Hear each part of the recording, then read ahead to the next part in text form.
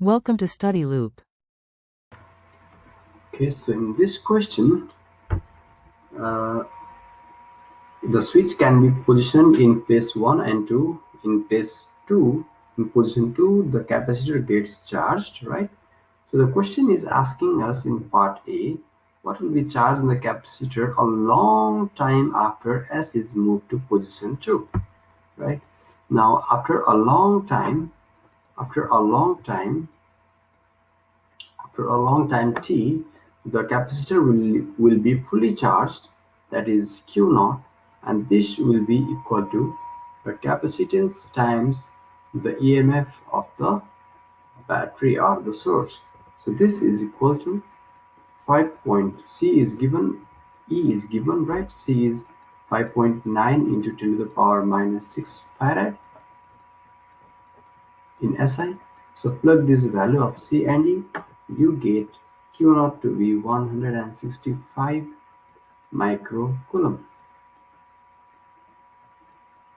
Alright, so this would be the charge on the capacitor after a long time. So let's move on to part B. After the S is positioned in its position 2 for time t equals to 3 milliseconds, then the charge on the capacitor is measured. Okay, after 3 seconds, the charge was measured to be 110 microcoulombs. So the question is asking what is the resistance R, right? So for that, we can use the exponential equation for the charging of capacitor, that is Q is equal to Q naught times 1 minus e to the power minus t by RC. Alright, now the question says that Q equal to 110 and Q naught is 165. We don't need to convert microcoulomb into coulomb because they both cancel out on LHS and RHS. So 1 minus e to the power minus, now T is 3 into 10 to the power minus 3, right, upon R is what we need to determine, and C is given as 5.9 into 10 to the power minus 6. Now the left is just mathematics to solve R from this equation. This gives us that R equals to 462.8 ohms. So we also calculated the resistance R. Now let's move on to part C of the question, which asks us to calculate the time how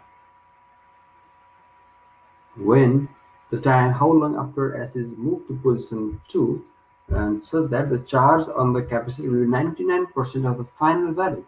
So for C, we also again want to find out time t such that the charge on the capacitor will be 99% of the initial charge of Q naught, right? So using this in this equation gives me 0.99 equals to 1 minus e to the power minus t by RC, right? So you know the value of R and C. Let's plug that in. 1 minus e to the power minus t by, now what is R, what is C? So R we calculated before, 462.8, and what is C? C is 5.9 into 10 to the power minus 6. So from this equation we can find out t, which turns out to be 0.0126 seconds, which can be written as 12.6 milliseconds. So in this way, after this time t, 12.6 milliseconds, the charge on the capacitor reaches 99% of the final value. So this ends the solution to this question. Thank you for watching.